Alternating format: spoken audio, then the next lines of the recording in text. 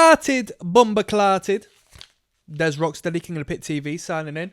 We just finished off the record from the band Murder by Death entitled Red of Tooth and Claw. It was recommended on the Patreon by my good friend Marcus. Thank you very much for this, Marcus. This was a completely new experience for me, not being very well versed or, you know, actually being very naive about this particular style of music. So first and foremost, I would reckon it was a Southern-esque sound. Yeah, very American sound. We don't necessarily get many bands or acts here who perform music or have the twang of this style of music. It was a guitar rock band, although I would say most of the way it comes in through the string section. Cool instrumentation, quite a few string moments. It's not a guitar band as much as it is a singer-songwriter band. You know, the vocal line tends to be the be-all and end-all, whereas the instrumentation is, you know, it serves its purpose to create the soundscape to back the vocal line. Realistically, that's the case, right? But yeah, that was the record, Red of Tooth and Claw. I've not come across this before. A couple of these tunes, quite syncable. When I say syncable, I mean easily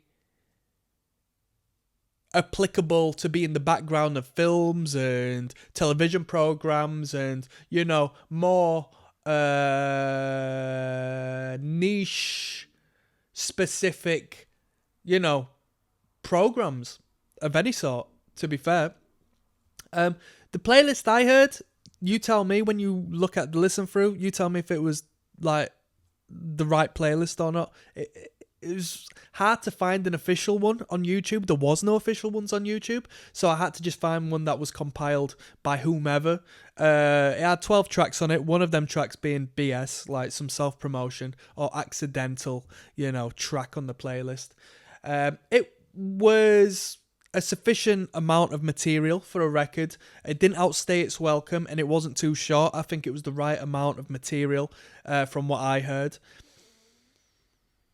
There was not many downsides to it. I think there was a couple of songs I didn't feel as much as other songs I preferred, but that's essentially a sign of good songwriting as opposed to bad songwriting, because you want a record that is a little more varied than your one-hitter quitter and try to continue to reattain, you know, the magic of like your sound or your novelty and so forth. This was like quite a varied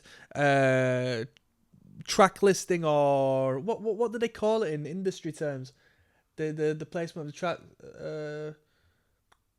sequencing they call it.